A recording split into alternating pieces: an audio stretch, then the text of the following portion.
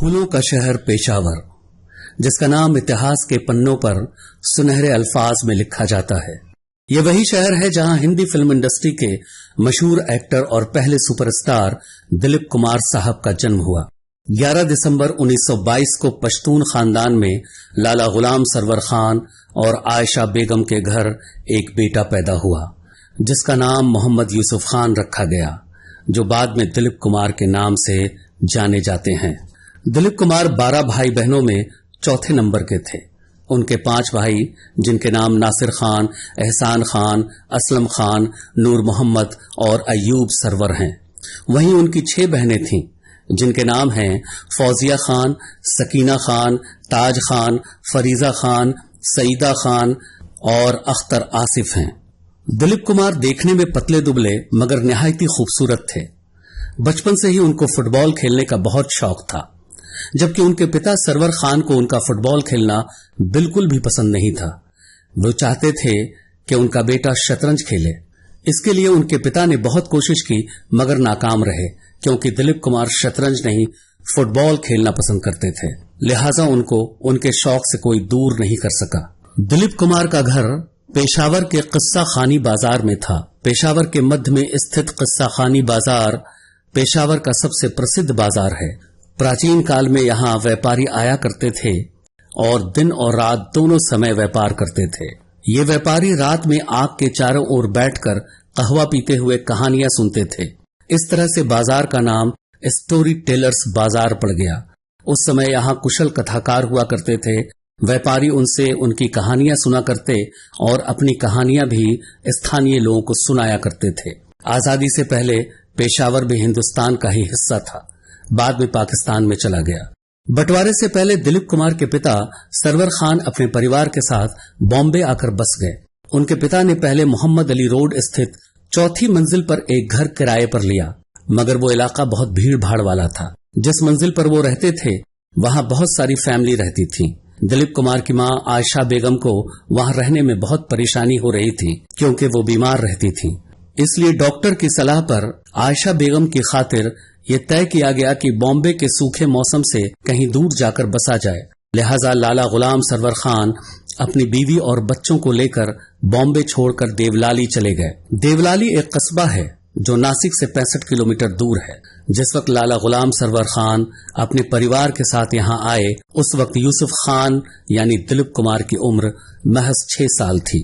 देवलाली का मौसम बहुत खुशगवार था और अच्छे स्कूल भी वहां थे। क्योंकि दिलीप कुमार 6 साल के हो चुके थे, इसलिए उनको स्कूल भेजना भी जरूरी था।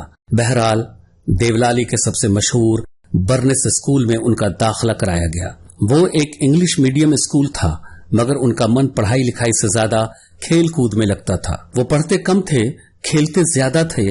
क्योंकि उनका पसंदीदा खेल फुटबॉल था, लिहाजा किताबों से ज्यादा वो अपना वक्त फुटबॉल खेलने में ही गुजारते थे।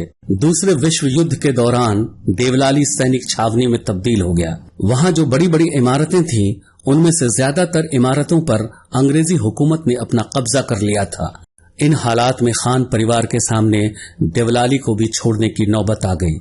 फैसला लिया गया कि पूरे परिवार के साथ फिर से बॉम्बे बस जाएंगे, मगर बच्चों की पढ़ाई लिखाई पर इससे बुरा असर पड़ेगा। ये बातें भी लाला गुलाम सरवर खान के जहन में चल रही थी, मगर हालात ही ऐसे थे कि सब मजबूर थे।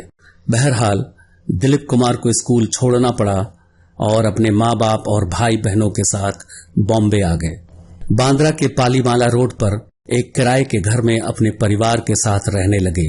जिस वक्त दिलीप कुमार बांद्रा आए, उस वक्त उनकी उम्र महज 14 साल थी। आपको ये जानकर हैरानी होगी कि माया नगरी के होने वाले इस सुपरस्टार बच्चे ने अभी तक कोई फिल्म नहीं देखी थी। बॉम्बे में उनका और उनके छोटे भाई नासिर का नाम उर्दू मीडियम के स्कूल अंजुमन इस्लाम हाई स्कूल में लिखवा दिया गया। अब उनके साथ लैंग्वेज की दिक्कत थी, क्योंकि वो इंग्लिश मीडियम से उर्दू मीडियम में आ गए, लेकिन उन्होंने अपनी मेहनत और लगन से कामयाबी हासिल की और अंजुमन इस्लाम हाई स्कूल से 10वीं क्लास पास कर ली।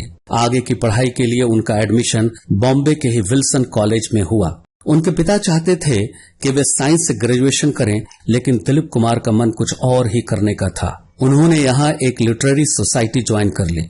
इस लिटरेरी सोसाइटी में वो जो किताबें पढ़ते थे, उनको पढ़ पढ़ के उनकी अंग्रेजी बहुत अच्छी हो गई। बाद में उन्हें अंग्रेजी साहित्य से लगाव पैदा हो गया। दिलीप कुमार के बचपन के दोस्तों में सबसे करीबी और जिगरी दोस्त थे पृथ्वीराज कपूर के साहबजादे राज कपूर, जिन्होंने हिंदी फिल्म इंडस्ट्री में एक्टर, डायरेक्टर और प्रोड्यूसर की हैसियत से काफी शोहरत कमाई। दोनों परिवार पेशावर में पड़ोसी हवेलियों में रहते थे, जिन्हें अब पाकिस्तान सरकार ने संग्रहालय में बदल दिया है। दिलीप कुमार और राज कपूर दोस्त होने के साथ साथ स्कूल के साथी भी थे। पेशावर के किस्सा खानी बाजार में इन दोनों का बचपन बीता। दिलीप कुमार बचपन में राज कपूर को प्यार से लाले दी जान कहकर पुकारते थे। एक साथ खेले कूदे और बड़े हुए, यहाँ तक कि एक ही प्रोफेशन में दोनों ने अपनी किस्मत आजमाई और जबरदस्त कामयाबी हासिल की। वह दोस्ती ही क्या जिसमें रूठना मनाना ना हो। इन दोनों के बीच में ऐसे मौके भी आए जब मोहब्बत ने नफरत का रूप ले लिया। एक दूसरे से मिलना गवारा भी नहीं करते थे। बहरहाल इनकी दोस्ती और दुश्मनी एक मिसाल है। जब राज कपूर को अपने आखिरी वक्त में कार्डियक अरेस्ट पड़ा तो वो कोमा में चले गए। उस वक्त दिलीप कुमार पाकिस्तान गए हुए थे। वहां से इंडिया वापस आए तो उनकी तबीयत की खबर सुनकर सीधे अस्पताल पहुंचे। वहां दोस्त को बेहोश पाकर उनका हाथ अपने हाथ में लेकर कहने लगे, ओ लाले दी जान, आज भी मैं देर से आया, मुझे माफ कर दे यार। उन्होंने बेहोश दोस्त को बचपन की सारी बातें याद दिलाई, मगर दोस्त बिस्तर से नहीं उठा। ऐसा लगता था कि वो बस अपने जिगरी दोस्त यूसुफ का ही इंतजार कर रहा था।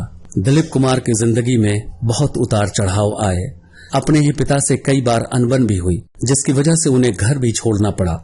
हालांकि पिता का फलों का बिजनेस था, लेकिन पिता का बिजनेस न करके कुछ वक्त के लिए पुणे के कैंट एरिया में रहकर अपनी सैंडविच की छोटी सी दुकान खोली। लेकिन कॉन्ट्रैक्ट खत्म होने के बाद फिर से वापस बॉम्बे आ गए, मगर अपने साथ 5,000 रुपए जमा करके लाए थे, जो उस वक्त बहुत बड़ी रकम थी। जब दिलीप कुमार के निराश पिता ने उनसे बात करने से इनकार कर दिया तो उन्होंने अपने दोस्त राज कपूर की मदद मांगी। राज कपूर के पिता पृथ्वीराज कपूर ने मध्यस्थता की और संबंधों को सुधारा। दिलीप कुमार का बचपन बहुत ही गुर्बत में गुजरा, क्योंकि वो 12 भाई बहन थे और कमाने वाले अकेले उनके पिता थे। छोटी सी कमाई में बच्चों की पढ़ाई लिखाई और उनका पालन पोषण करना मुश्किल ही नहीं, नामुमकिन था। लेकिन धीरे धीरे हालात बदले और सब ठीक होता चला गया। बच्चों ने मेहनत की और कामयाबी हासिल की। दिलीप कुमार ने सिर्फ हिंदुस्तान ही नहीं बल्कि पूरे कायनात में इज्जत, शोहरत और दौलत कमाई और अपने पिता लाला गुलाम सरवर खान का नाम रोशन कर दिया। पेशावर के पश्तून पठान दिलीप कुमार, जिन्होंने एक व्यापारी के रूप में शुरुआत की, उर्दू, हिंदी, पंजाबी, अवधी, भोजपुरी, मराठी, बंगाली और अंग्रेजी में पारंगत थे। उनकी पत्नी अभिनेत्री सायरा बानो का कहना है कि वो कुरान के साथ साथ भगवत गीता के भी उतने ही अच्छे जानकार थे और अपनी याददाश्त से छंद सुना सकते थे।